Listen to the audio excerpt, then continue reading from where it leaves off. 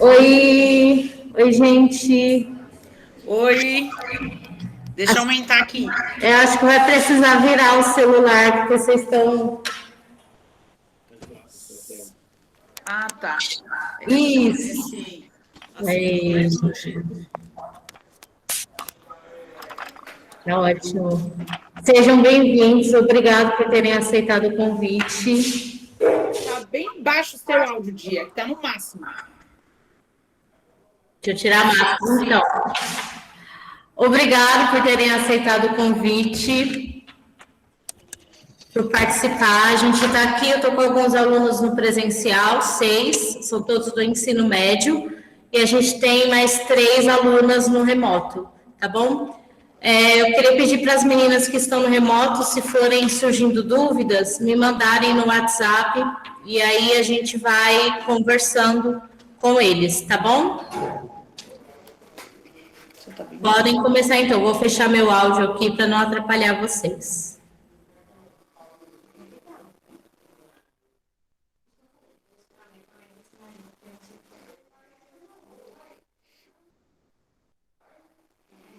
Boa tarde, gente. Estão me ouvindo? Boa tarde. Tá bom o áudio aí? Boa tarde. Dá para ouvir sim, tá muito bom o áudio.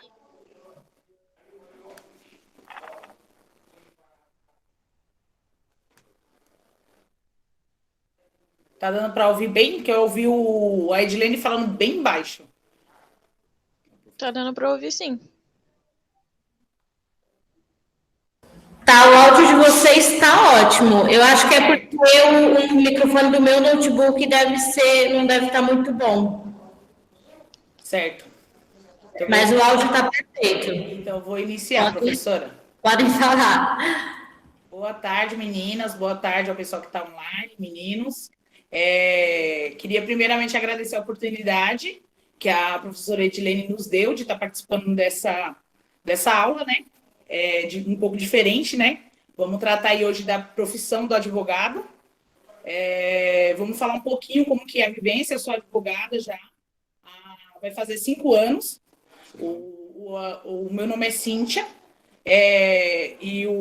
Aqui comigo está o advogado Gabriel, meu sócio, que é advogado Desde 2013. Então, faz as contas aí, 2013, quanto tempo que dá? A gente tem um escritório já aberto, né, próprio nosso. No município de Guarulhos, né? No município de Guarulhos, atuamos já há 6 anos, né, com o nosso escritório de advocacia. Antes, a gente estagiou, prestou serviço para outras pessoas, tivemos diversas experiências, né, como a estagiária advogado, depois da formação, da aprovação na OAB, e hoje em dia a gente tem o nosso próprio escritório e estamos procurando expandir, né, temos planos de abrir uma filial no outro município, e aí agora a gente vai começar a responder umas perguntas e começar a falar mais ou menos para vocês como que é. Da parte da faculdade, a professora Ediane já falou que fez uma prévia, né, de como funciona, os 5 anos, né, que tem que estudar, e o exame da ordem que tem que prestar, que não é fácil, porém não é um bicho de 7 cabeças. É só estudar que qualquer um passa. Tem que ter dedicação, como qualquer coisa na vida, né? Que a gente tem que se dedicar. Mas não é nada que, nossa, eu não vou conseguir fazer isso. Você consegue sim, porque eu também pensei um dia que eu não ia conseguir. E hoje, quando eu vejo onde eu estou longe demais de onde eu imaginei que eu ia chegar algum dia na minha vida. Primeiramente, eu sei que alguém já tem curiosidade de saber como que é a carreira para seguir e ser juíza, né? Ser juíza e juiz. Para você ingressar na magistratura, né? Você necessita prestar concurso público, né? Que é um concurso de provas e títulos. Você tem que fazer uma prova, né? Com questões, responder. Depois você tem que fazer uma prova oral. Caso aprovado na prova escrita, você tem que fazer uma prova oral, né? Responder questões ali na hora, quando te perguntam. E comprovar também o exercício da advocacia por no mínimo 3 anos. Você tem que ter atuado, né, no meio jurídico por 3 anos. E aí você ingressa como juiz, né? Em algum tribunal em algum tribunal, né, do estado. Você prestar o concurso. Mas tem que tomar posse, né? Aí toma posse, entra e para trabalhar como juiz. Essa seria uma carreira, né, que já seria para prestar um concurso público, como existem várias outras que eu acho que vocês devem conhecer, que é do promotor, procurador, né? Qual mais que tem? Juiz, promotor, procurador. Tem diversas áreas que dá para seguir em concurso, né? Eu falo para todo mundo que me pergunta se, o que você acha de eu fazer direito? Eu sou suspeita de dizer, porque é a minha profissão, é a área que eu escolhi. Eu amo isso que eu faço, né? Assim, eu sou apaixonada pela minha profissão, então eu sou suspeita de dizer, mas eu falo para a pessoa, não, se eu fosse você, eu faria, porque assim, se você não quiser divulgar, tem um concurso legal para prestar, tem uma outra coisa para você fazer. Se você não quiser, eu não vou prestar concurso, não estou afim, muito estudo, muita dedicação. Não, eu quero me dedicar a uma área da advocacia, estudar isso e trabalhar em processos. Não, você vai advogar, vai trabalhar em algum escritório ou abrir o seu próprio escritório, né? Então, eu acho que é uma área muito ampla e legal, assim, que tem muitos nichos e oportunidades, né? Eu acho uma área muito legal. Você quer responder as primeiras questões do... Boa tarde, gente. Tudo bem? Meu nome é Gabriel, como a doutora Cintia tinha dito, né? E eu vou responder algumas perguntas também para vocês, que a professora Edilene já mandou antecipadamente para a gente, né? Tem uma pergunta aqui que eu achei bastante interessante, no caso. Como você pode defender um criminoso? Como que você lida com essa situação? Gente, eu quero explicar para vocês que não existe criminoso enquanto o processo legal não termine, né? Então, só vira criminoso qualquer tipo de ação, tanto criminal, tanto penal, criminal, tanto trabalhista, civil, todas as áreas, só vai decretar que o réu perdeu ou o réu ganhou, ou vice-versa, quando der o trânsito em julgado do processo. Vamos lá, o que é isso? O trânsito em julgado do processo é todas as fases que o processo tem que passar e, no final, o juiz decreta que não existe mais provas a ser feitas, que aquele processo está terminado. Esse é o trânsito em julgado do processo. Então, quando essa pergunta me pareceu, eu gostaria de explicar assim, que, na verdade, não existe criminoso, né? Existe criminoso a partir do momento que entra em trânsito em julgado o processo. Que aí ele é condenado, aí ele vai pagar pelo crime que ele cometeu. Então, quando chega lá no escritório, uma pessoa falando assim, aconteceu um fato e eu tenho que ser defendido num processo criminal. Nesse momento, ele não é criminoso. Na verdade, nesse momento, ele é a parte do processo. Então, a gente vai entrar, vai fazer toda a defesa prévia dele, vai fazer todos os meios possíveis para defender ele, para tirar ele dessa situação, né?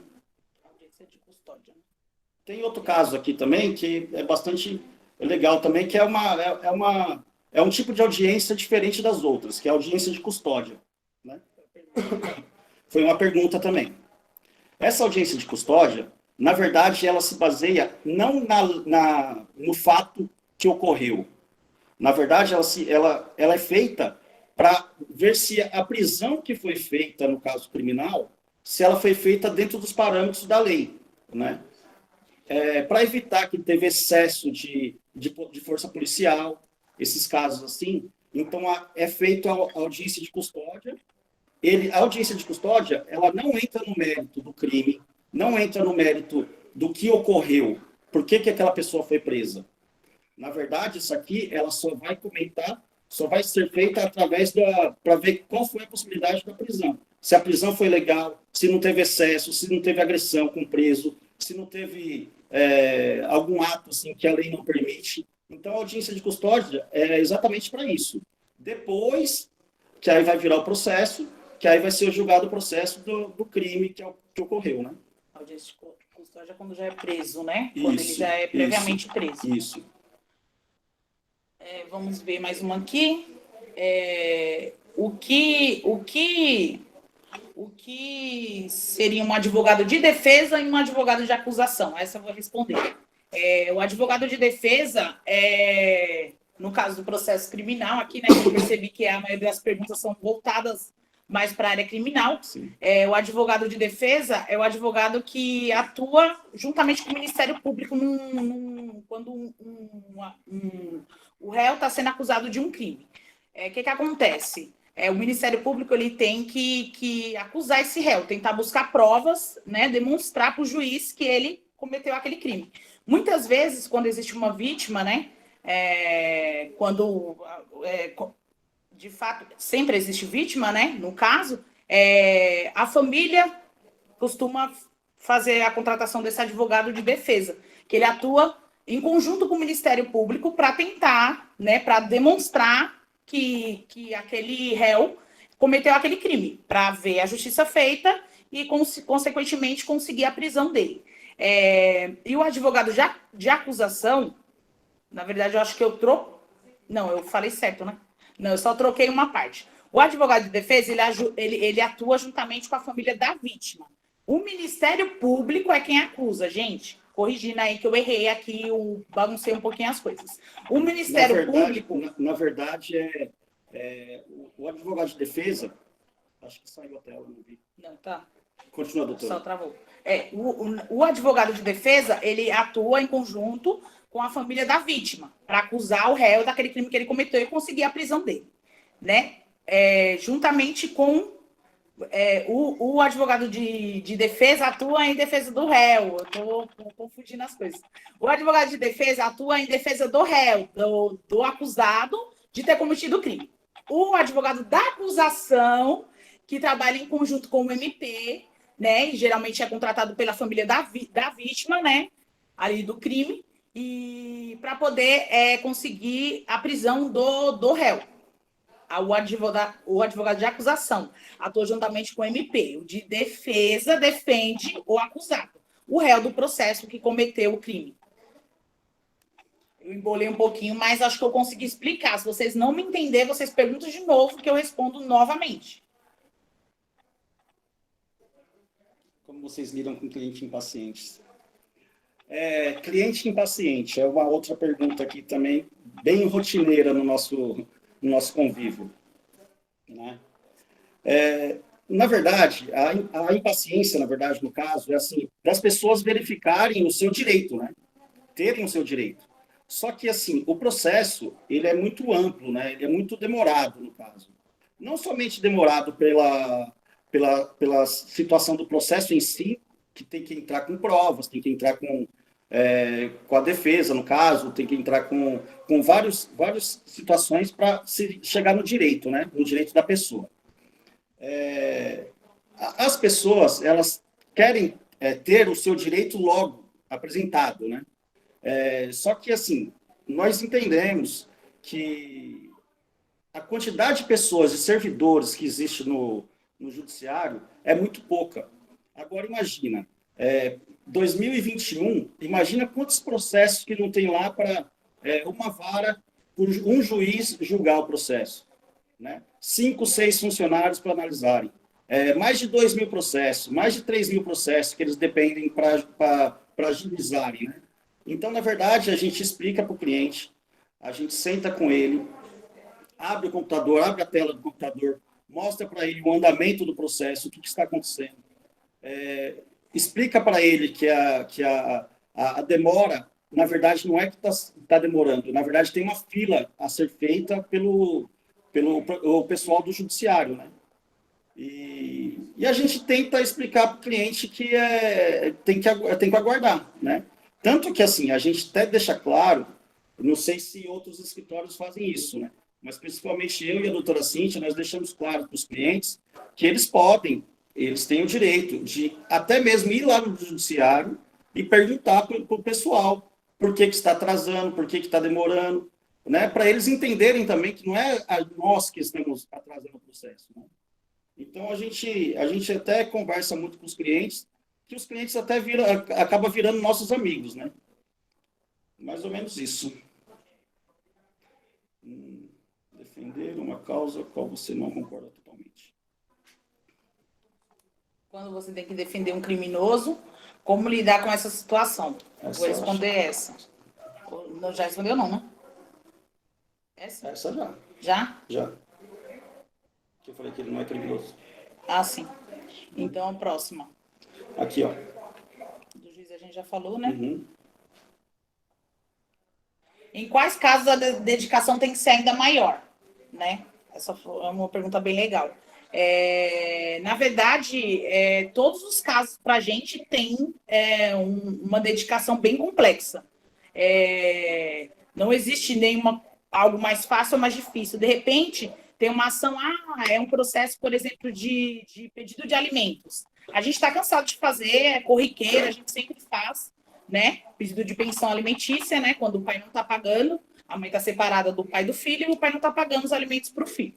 Nesse caso, é uma questão corriqueira, mas assim, muitas vezes, dependendo do caso, das provas que a pessoa possui, o processo toma outra linha, né?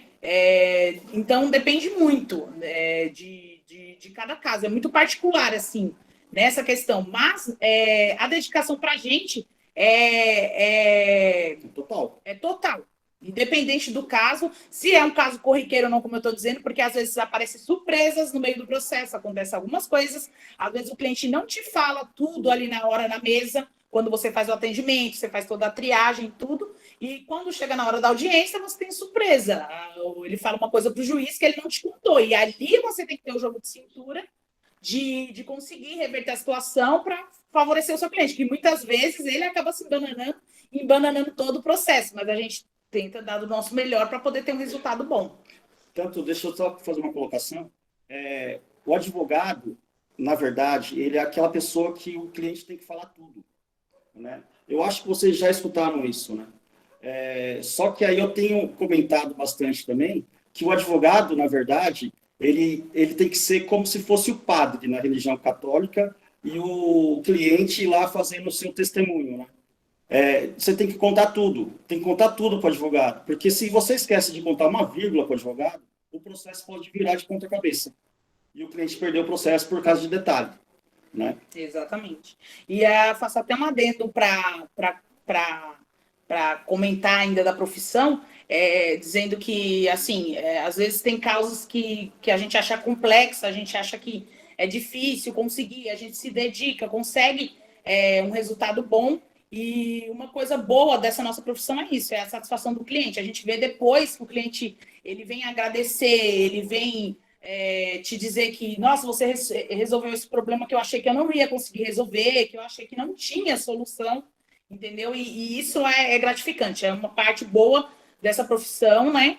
Que, dentre tantas outras, que é o reconhecimento mesmo. Você vê que você fez diferença na vida da pessoa, que você resolveu um problema dela, né, sério, muitas vezes são problemas sérios, problemas de coisas sérias, né, como, por exemplo, preso sem ter cometido o crime. Já aconteceu com a gente de pegar um cliente preso sem ele ter cometido o crime. A gente provou que realmente ele não cometeu, ele não era ele ali no lugar, no momento, e a gente fez prova disso, mas até a gente conseguir chegar no momento de conseguir a liberdade dele, ele ficou encarcerado lá 3, 4 meses. Então, assim, ele passou por todo o processo, entendeu? Ficou lá no presídio, tem todo um procedimento que tem que acontecer, audiências, demonstração de provas, entendeu? E todo um procedimento para poder chegar no resultado final. Mas é isso, é gratificante quando você resolve essa questão. A pessoa fala, poxa vida, eu passei lá, eu não cometi esse crime, eu estava lá e você conseguiu me tirar de lá, muito obrigado. Então, assim, a gente fala, poxa, estudei para isso e eu consegui um resultado bom no processo. Essa parte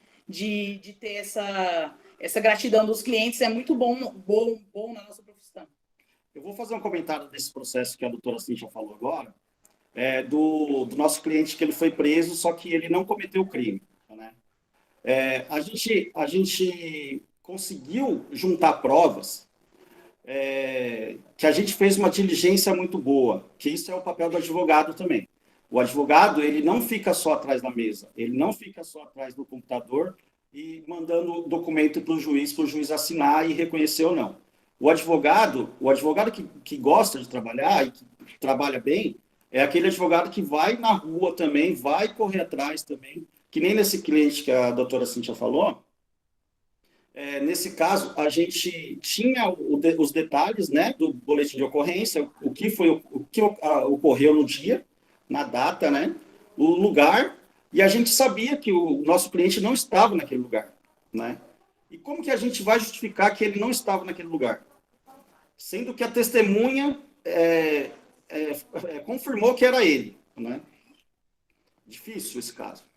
O que nós fizemos? Nós saímos pela rua, procurando câmera de vídeo, chegamos em comércio, conversamos com o comércio, o comércio não quis liberar as imagens para a gente teve que entrar para o juiz solicitar para eles liberarem a câmera, e foi um trabalho muito árduo, só que foi muito gostoso chegar no final e descobrir que o nosso cliente estava correto, que ele não tinha participado daquilo, e ele foi inocentado, né? Isso que é bom, de você ter que você correr atrás, você provar por documentos que ninguém sabe onde tem esses documentos, essas filmagens. Nós achamos filmagens que ninguém procurou, né? Isso é muito legal também. Essa não foi respondida ainda, né? Como defender? Como defender uma causa que você não concorda. Essa não. Como defender uma causa que você não concorda totalmente. Essa pergunta é muito boa também. Primeiramente, a gente não tem que concordar. Em caso nenhum, a gente não precisa concordar. O que a gente precisa é fazer valer o direito que a pessoa tem. E o direito de defesa ou de requerer qualquer questão para o judiciário, né? É um direito constitucional que qualquer pessoa tem. Eu tenho, ele tem, vocês têm, a professora Edilene tem, as meninas que estão em casa têm. Então, é um direito constitucional que todo mundo tem. Esse direito constitucional que está na nossa Constituição Federal, a Constituição Federal, ela é o topo das leis, né? Falando português claro, ela está no topo das leis, ela manda em tudo. Entendeu? Então, assim, um direito constitucional, se ele for violado, entendeu? Pode ser anulado um processo inteiro, começado tudo novamente, do início, uma investigação e provas, pode ser colocado tudo por água abaixo se o processo for tido como que violou algum direito, né, constitucional. Então, um dos direitos constitucionais é esse, o direito de defesa. Então, independente de qualquer coisa, a pessoa tem o direito de se defender. E caso seja provado, né, o que a gente pensa é isso, caso seja provado que ele realmente cometeu aquele crime, no final a gente vai ter uma sentença de condenação. Então, assim, o que a gente procura fazer é demonstrar que ele cometeu esse crime, ficou provado, olha, a gente faz recursos, né, tem como a gente recorrer de uma sentença, não é a última palavra, né, no processo. O processo em qualquer área, criminal, trabalhista ou civil, ele tem vários graus de jurisdição. Então, você pode discutir, entendeu? Não, eu acho que isso que o juiz falou não tá correto. Então, eu vou recorrer para um tribunal julgar o meu processo dizendo se está certo ou não. Se o tribunal disser que está errado, que o que o juiz está falando está certo, eu ainda posso recorrer mais uma instância. Então, assim, você pode discutir as questões, né? Não simplesmente aceitar tudo. Então, assim, se ele cometeu o crime, ele vai ser condenado. E se na lei der possibilidade para ele cumprir esse crime de uma outra forma, sem privação de liberdade, de uma forma mais rápida, a gente vai buscar isso também para ele, que é um direito que ele tem, que está na lei, independente do que ele fez ou não. Né? O direito que ele tem de se defender, de ter um advogado, entendeu? Se ele não constituir um advogado, o Estado tem que constituir um advogado para ele, porque ele tem o direito constitucional de defesa, entendeu? Então, o próprio Estado arca com isso, porque é um direito constitucional, como eu disse, não pode ser violado, entendeu? Só lembrando que, nesse caso, que o Estado ele entra com o advogado para defender a parte, no direito criminal, né, no caso. Porque nas outras esferas, trabalhista, civil, tributário, aí a parte tem que entrar com o advogado, né? Isso. Tem a defensoria a defensoria pública que ela atua pelas pessoas pobres, né? Que aí eles podem ir lá e pedir auxílio da defensoria. Por que você escolheu essa área, doutor Gabriel? Eu escolhi essa área, é muito interessante. Eu escolhi essa área porque eu queria virar delegado. Eu queria virar delegado. No começo da faculdade a gente quer ser tudo, juiz, promotor, delegado. Nossa, a gente quer prestar concurso e ir para vários lugares. Sim. Tanto que no primeiro semestre eu estava focado em direito criminal. Só que na faculdade eu não tive direito criminal, direito penal no primeiro semestre. Aí eu fui conhecendo outras áreas. Aí eu entrei e conheci uma área muito boa de atuação, que eu amo de paixão, que é a área trabalhista. E aí depois quis virar juiz, para atuar no processo trabalhista, virar juiz, né? Só que juiz do trabalho, só que aí depois, quando eu comecei a atuar mesmo como advogado, eu vi que o meu papel era defender mesmo os clientes, e ir para cima, ir atrás do direito das pessoas, né? Aí, tanto que até hoje eu sou advogado e eu acho que essa foi a minha profissão mesmo, que eu escolhi. Vai continuar sendo. É. Eu acho que no começo eu já falei mais ou menos sobre isso, mas, assim, mais especificamente, por que eu escolhi essa área. Inicialmente, eu queria cursar psicologia, né? Então, eu fiquei em dúvida entre psicologia e direito. Como o direito, a princípio, no início, eu estava falando, né? Que é uma área muito ampla, que abre muitas oportunidades e tem muitos nichos, né, de oportunidades, eu optei pelo direito porque eu achei que eu ia ter mais mercado de trabalho para poder escolher, né, de atuação, área de atuações, e concurso público para prestar. A maioria exige muito conhecimento em direito, mesmo quando o concurso te pede só ensino médio. Ele tem perguntas lá de leis, de Constituição Federal, de leis específicas. Então, eu achei que era uma boa oportunidade também para prestar um concurso e conseguir uma aprovação. A princípio, também quis ser juíza, delegada eu não quis ser, mas juíza, promotora, que é quem acusa lá no processo criminal, né? O réu, eu quis ser também. E aí os anos da faculdade vai passando, você só quer se formar, conseguir se formar.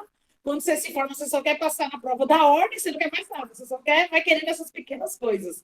E aí acabei começando a atuar como advogada. E aí tinha ainda a ideia, vou estudar para o concurso, porque ganha super bem, tem estabilidade, né? Muitos concursos trabalham apenas 4 horas por dia. Então, assim, é um emprego dos sonhos, imagina. Uma carreira super estabilizada, trabalhando 4 horas por dia, de segunda a sexta, ganhando salários aí que chegam a 13, 14 mil reais. Aí eu falei, nossa, é o sonho, eu vou fazer isso.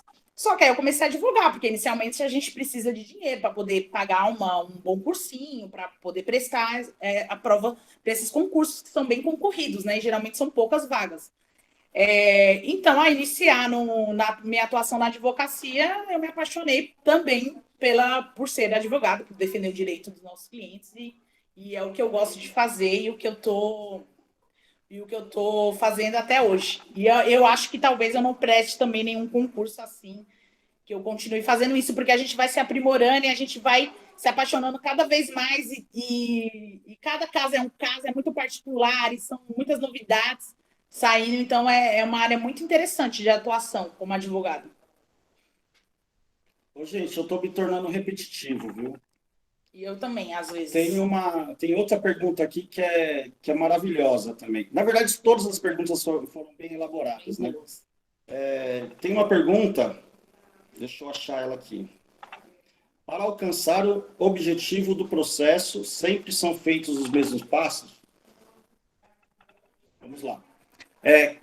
Na verdade, cada processo é um processo, né? Cada um, ele é singular. Ele é singular, né? Tanto que, assim, como a doutora Cíntia já disse antes, se houver processos idênticos, só que mudando as partes, ele vai ter coisas ali que ele não vai conseguir ser idêntico. Assim, vamos falar um caso aqui, mas, né, um direito de família, um pedido de alimentos para a criança, né? O valor que vai ser pago de alimentos, eu acho que caiu. Atualização de segurança. Reinicia agora. Eu acho que é o meu celular. Aqui tá normal, gente. Normal? Aqui Acho que foi no celular, professora Edilene, que deu isso daí. tá ótimo. Eu acho que agora aqui tá ok. Continua. Vamos lá. Tem um processo de alimentos. Esse processo ele não vai ser idêntico a outro processo, porque ele vai ter as partes, né? Principalmente são diferentes, os valores, a documentação, tudo diferente, né? Então, na verdade, eu estou vendo aqui a pergunta, tá? Porque então, na verdade, tipo assim, as fases do processo, ela se constitui tipo, no direito, tem as fases do processo, a fase inicial, né? Aí depois tem a fase de conhecimento, que é a fase inicial, depois tem a fase de julgamento, aí depois execução, aí tem as fases do processo, que aí é da parte da faculdade. Eu acho que vocês já ficaram sabendo sobre isso aí. Então, aí as partes do processo, correm iguais. Só que cada processo, ele é diferente de um do outro, né? As provas são diferentes, os formatos do processo são totalmente diferentes, né? Tem cliente que tem mais prova, tem cliente que tem menos prova. Aí tem Então, outra pergunta aqui também que fala das provas também, quer ver? não é sempre que são feitos os mesmos passos. Tem alguns que o cliente já vem com quase todas as provas, você não precisa nem fazer muita coisa. Tem outros, como ele disse, que a gente foi atrás de câmeras, então foi atrás de provas. Então, assim, não cada processo é muito particular, é muito diferente um do outro. Então, não tem como dizer que seriam os mesmos passos. Essa aqui que também fala da prova, ó. Como que se consegue defender um caso que não há provas que defendem o acusado? Na verdade, foi como a doutora Cíntia falou, nesse caso aqui, eu acho que cai mais para o lado criminal. Não sei se vocês fizeram diferente, né? Se a intenção foi essa mesmo. Mas se for no lado criminal, foi que nem a doutora Cíntia falou. A prova para fazer uma defesa, a gente tem que agir com muita seriedade no caso, porque a gente tem que analisar o processo todo, né? Porque pode ser que na forma do processo... Espera aí que a doutora Cíntia está arrumando o celular aqui. Na forma do processo, a pessoa pode não ter...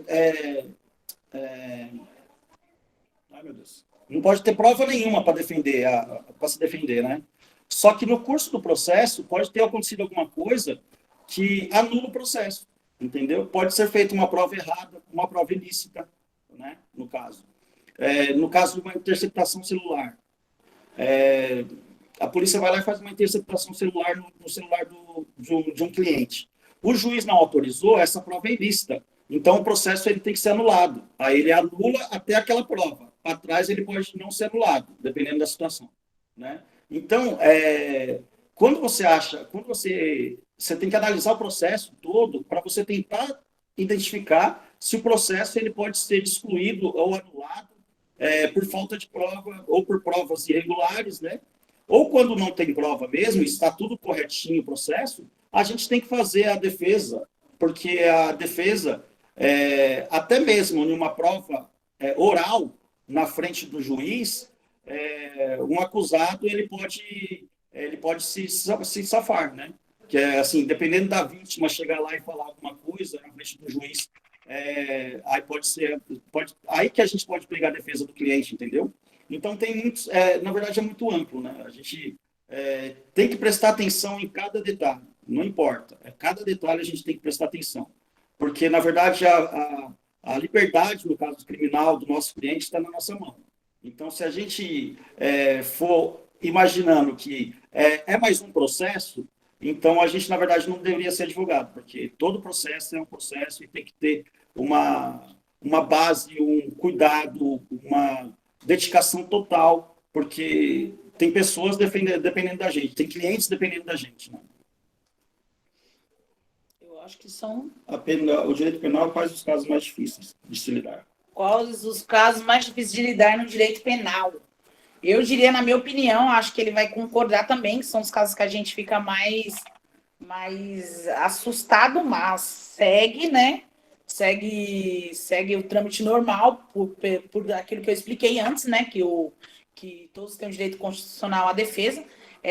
Os processos que envolvem vítima de morte, né? Homicídio, a pessoa aí que teve a vida ceifada, e casos de estupro. No direito criminal, as áreas mais complexas, né? Porque são crimes bem pesados, graves, complicados, e muitas vezes a gente tem que lidar com a questão de ver fotos, ver vídeo, assim, de algumas coisas que é bem complicadas.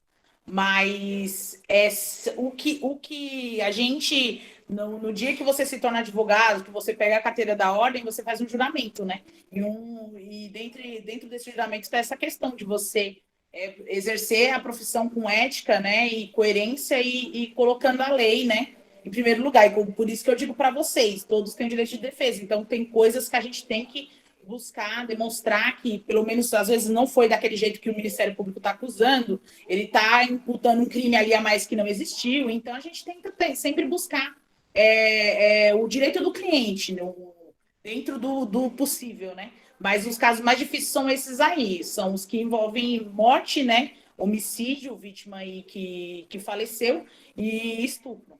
E, na verdade, só concluindo, na verdade, o caso difícil é aquele caso que você não tem contato, né? Como que eu posso explicar isso aí? Na verdade, é um tipo assim, não só no direito, como eu acho que em toda a profissão, se você dedicar ao estudo, dedicar ao estudo, às suas pesquisas, vai se tornar fácil. Vai chegar uma hora que você vai pegar o caso mais difícil que você acha e você vai fazer como se fosse comprar uma bala no mercado, entendeu? Porque, na verdade, você vai estar preparado para aquilo. Você teve a preparação, você foi atrás, você estudou, você pesquisou, passou... Quantas noites e noites nós passamos em claros, né, para decidir um processo, né? Então, muito... A dificuldade, na verdade, é a falta de conhecimento. Eu imagino que seja isso. Porque, assim, quando você tem a base, quando você tem o estudo, se torna fácil, se torna gostoso, se torna prazeroso para realizar o fato, né?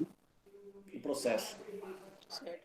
Eu acho que a última seria essa, como funciona a psicologia no meio jurídico. Eu vou responder mais ou menos do jeito que eu acho que eu entendi que é a pergunta, e aí, se não for isso, depois vocês me falam que eu vou reformular a resposta.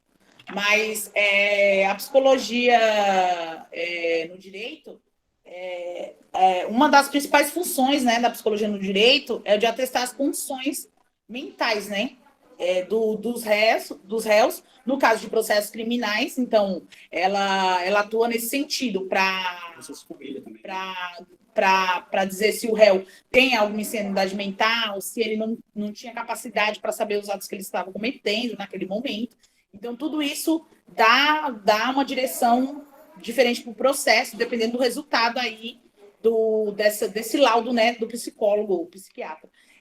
No caso dos processos de família também, a psicologia ela atua no sentido de por exemplo, quando o casal se separa, um dos casais pode pedir, a guarda está com a mãe, o pai pode entrar com o processo pedindo a guarda, né, para a criança ficar com ele, residir com ele. E aí, nesse momento, o juiz encaminha para ser feito todo um estudo psicossocial com a criança, para saber se ela realmente está, sei lá, sofrendo ameaças com a mãe, que ela precisa morar com o pai. Então, é feito todo um estudo com um psicólogo mesmo, para avaliar essa questão da criança, dos pais também, se tem condições ou não. E aí a psicologia ela atua nesse sentido no direito, assim, nesses casos de família, nesses casos criminais. Tem mais um caso também que eu queria falar que entra essa questão da psicologia. Esses são os principais, né? Nos casos criminais e nessa parte de direito de família aí, para poder avaliar aí as condições psicológicas aí das partes, né, que estão aí no processo. Tem a interdição também. Às vezes a pessoa quer alguém da família quer interditar uma outra pessoa porque ela ou é porque é usuário de droga, ou porque tem problemas psicológicos mesmo, esses negócios mentais, esses casos, aí tem que passar com o psicólogo e ele atestar que essa pessoa não é capaz. Aí eles conseguem fazer o processo de interdição, a esses casos, assim, né? Que é para poder, que a pessoa não tem mais condições, né, de tocar a vida sozinha. Eu acho que acabou, né? Eu acho que a gente respondeu todas as questões, professora Edilene. Vê se tem mais alguma dúvida do pessoal aí. Se tem mais alguma...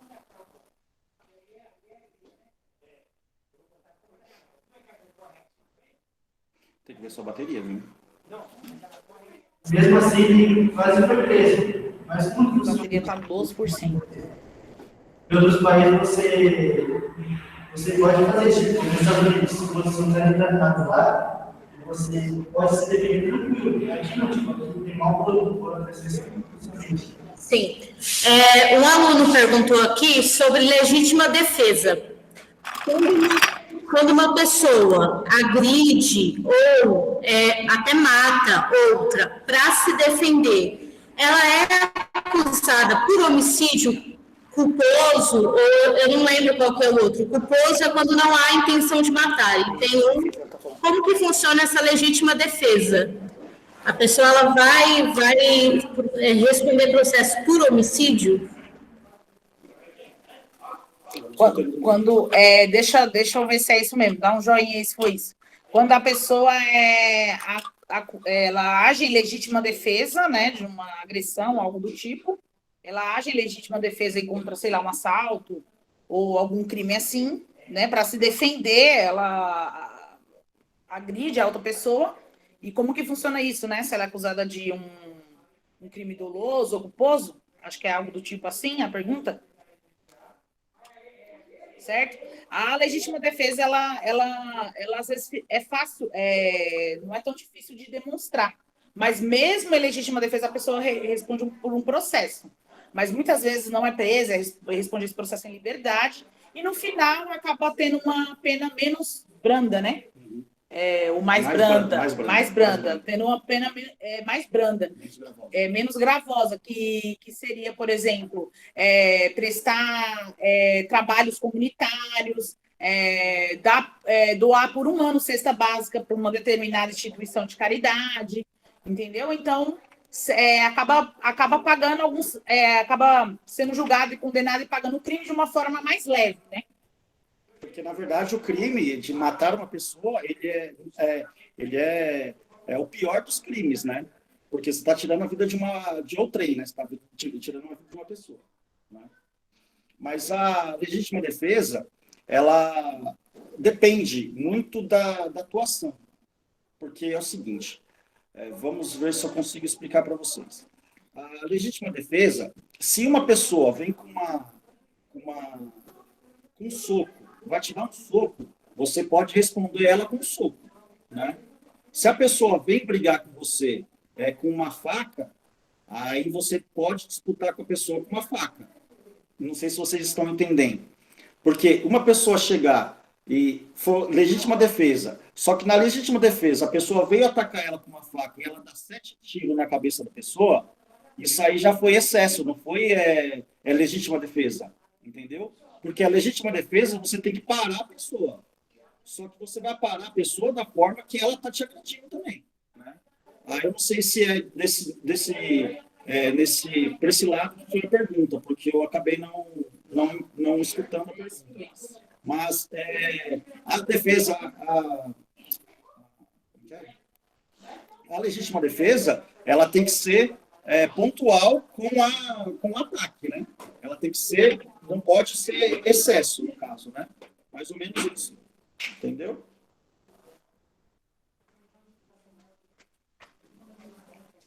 Professora, Oi. eu acho que o celular vai acabar a bateria. Eu vou fazer alteração. Eu vou colocar o meu, que o meu está com bateria. Se tiver mais perguntas aí. Se tiver mais perguntas. Tá bom. Pode ser? Pode ser, sim. Fazer a troca do aparelho aqui. Eu aguardo. Professor, já me deu a gente 4h40. Oi? O nosso dia é 4h40. 4h45. Você entendeu? Ele falou que, por exemplo, o cara vem te atacar com uma faca. Se você tomar a faca dele e matar ele, você fez legítima defesa. Agora, se ele tá com uma faca, você tá com uma arma e você mata ele, aí você tá errado, porque você cometeu um excesso. Você foi com algo além dele. Mas não importa o perigo da vida. Se você está com uma arma e uma bala, você mata ele, mesmo assim você você é preso, né?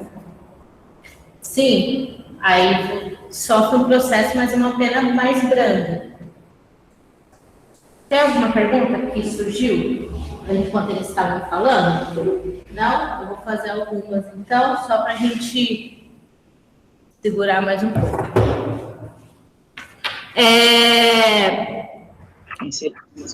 A pergunta que surgiu, eu sou professora de língua portuguesa, né? Então, assim, eu sei que no direito tem muitos termos técnicos, termos jurídicos.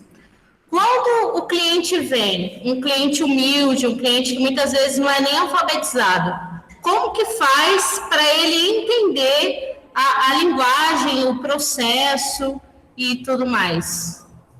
Então, na verdade, o processo, a forma, o juridiquês que nós chamamos, né? Na verdade, esse juridiquês é diretamente com o juiz, com o promotor, com a outra parte, o outro advogado. Com as partes, não.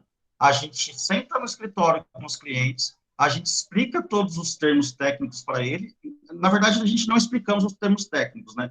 Nós explicamos o caso a caso, de uma forma simples, que todos podem entender, e a parte do juridiquês, que nós falamos, né, dos nomes estranhos, que nem o pessoal fala, né, na verdade, isso aí é mais diretamente com o juiz, na petição, no processo, né, no processo em si, na audiência, porque às vezes, já foi cliente comigo na audiência, ele falou assim, não, mas você estava conversando com outro advogado lá, e eu não entendi nada que vocês falaram, vocês falam muito estranho.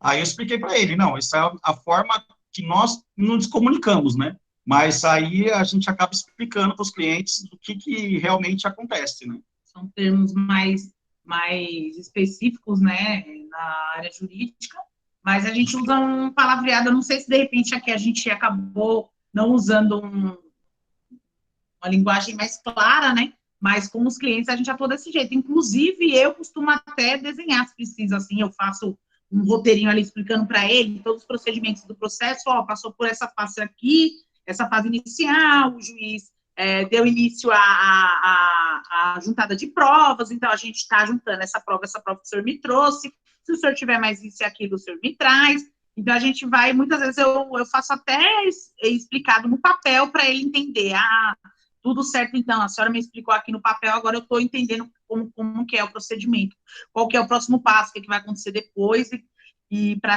poder chegar até o final.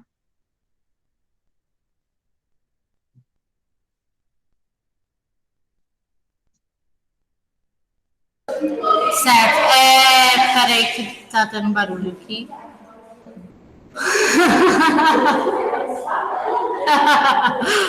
Escola, gente, escola é assim, é o barulho o tempo todo. Aqui também tem um barulho. E a pergunta da psicologia foi por causa da nossa aluna Ariane, ela está no remoto, e ela queria muito fazer psicologia. E aí eu falei, mas vamos ver a eletiva de direito, né, para você ver se tem alguma coisa, por isso que ela perguntou, porque ela queria saber se, por exemplo, vocês chegam a estudar alguma coisa de psicologia no curso para entender, por exemplo, atitudes de clientes, no caso de crimes, como que por que a pessoa agiria daquela forma.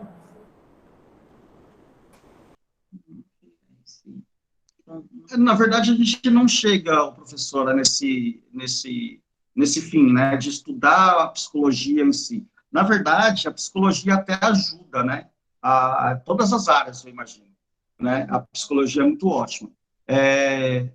Tanto que é o convívio com as pessoas, né, a psicologia é boa, né, mas, assim, na faculdade, a gente tem pouca grade, né, de direito, assim, que vai voltado para a psicologia, né, mas a gente acaba do dia a dia atuando e tendo feeling, né, de identificar se o cliente está mentindo, se o cliente está falando a verdade, se ele é sincero, se ele não é. Aí a gente acaba tendo muito mais contato com a psicologia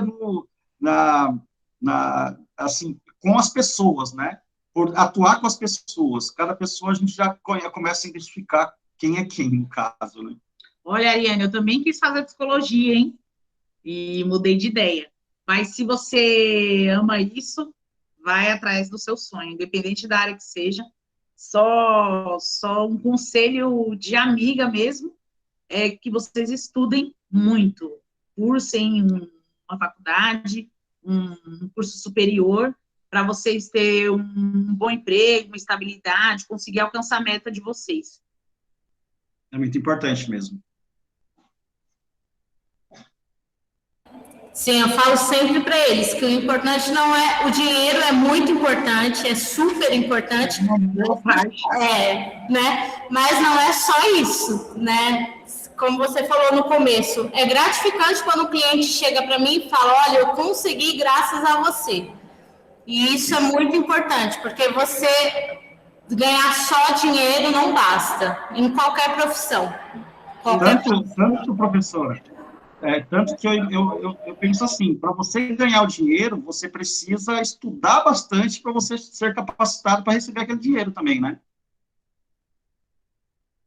Com certeza, estudar bastante. Se você não gostar, você não vai conseguir se dedicar. Vai ser só um exemplo. Vai mesmo. A gente tem muita... Eu tive na minha sala da faculdade muitos alunos, colegas lá, né, da faculdade, que foram influenciados, ou porque o pai queria, ou porque a minha mãe... Tinha gente que falava, minha mãe tá pagando, meu pai tá pagando. É o que eles querem que eu faça. Então, eu vou fazer. Tipo assim...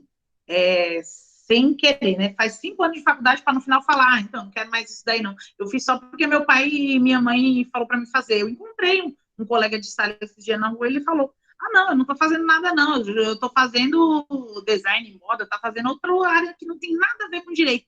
Porque eu fiz aquilo lá porque era o sonho do meu pai, tipo, tá, mas e por que você perdeu 5 anos da sua vida fazendo o curso de direito só para o seu pai dizer que você fez direito? E sendo que você sabia que você não ia ser feliz nisso e que você não ia seguir isso. Não faz sentido nenhum, e o dinheiro não é tudo, como a professora Edilene falou, lógico, um ponto de partida interessante, você sabe que aquela profissão vai te trazer uma renda boa, mas não é tudo, porque existem pessoas que ganham 50 mil por mês e são infelizes fazendo o que fazem, e tem gente que ganha 3 mil por mês e é feliz fazendo o que faz. Então, o dinheiro realmente não quer dizer nada. O legal é você acordar na sua cama feliz para ir trabalhar, e ter no final do dia aquela gratidão pelo trabalho que você exerce também. Isso eu acho que é mais importante da vida, assim. Deixando claro aqui também que a gente não está falando mal de outras profissões. Na verdade, todas as profissões são importantes. Advogado, professor, é tudo importante. Tanto que, na verdade, eu entendo que a profissão de professor, eu acho que ela é a mais importante, porque sem os professores a gente não consegue estar aqui.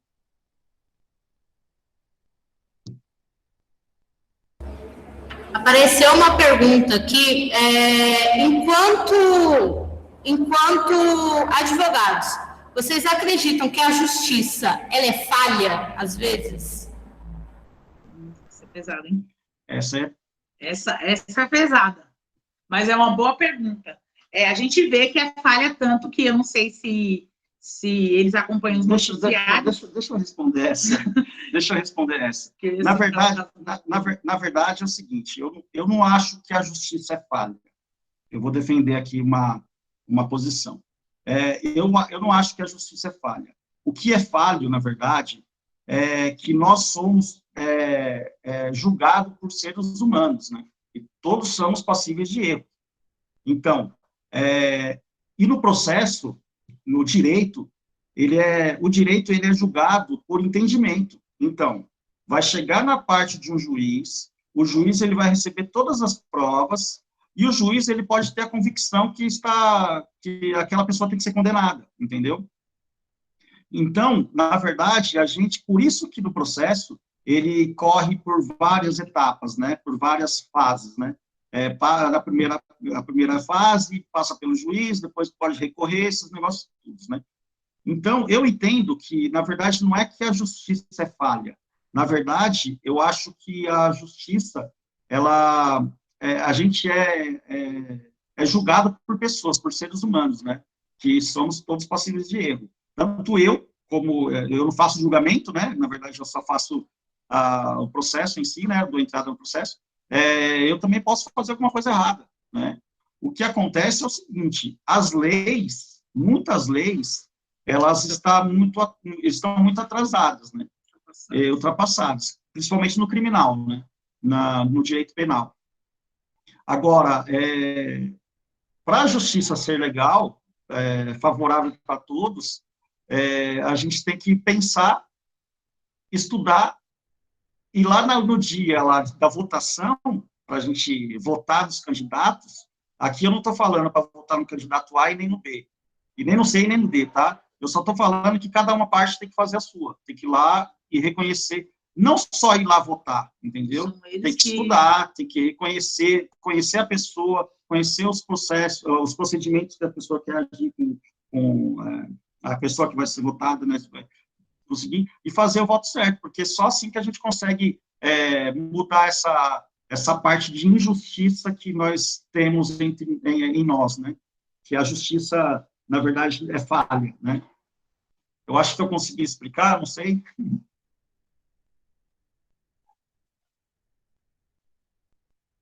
Sim, conseguiu.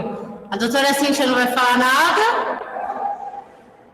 Não, ele concluiu o que eu Concluiu, disse. Alguém tem mais alguma pergunta? Não? Tem certeza? Ok. Então é isso, gente. Obrigada, muito obrigada de verdade por terem aceitado o convite. E foi muito bacana, muito esclarecedor. Vocês falaram muito bem. Tem que trabalhar. Eu quero fazer um... Ô, professor, eu queria falar um pouquinho. Pode falar. Na verdade, eu não sei se vai ter tempo, né? Como que é o procedimento que vai ter, até mesmo por causa da situação do Covid.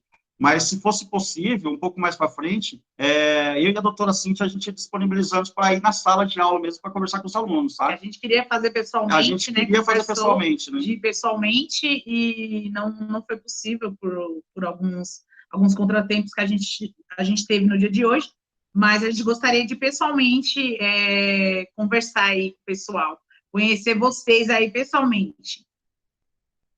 Acho que seria bacana, a gente pode fazer um dia, eu soube que tem um projeto da OAB, né, a OAB vai à escola, e acabou caindo por terra por conta da pandemia, mas eu acho que a gente pode montar, assim, uma pauta sobre o que vai ser falado e combinar um dia presencial, de repente, no segundo semestre, no final do segundo semestre, eu acho que vai estar mais tranquilo.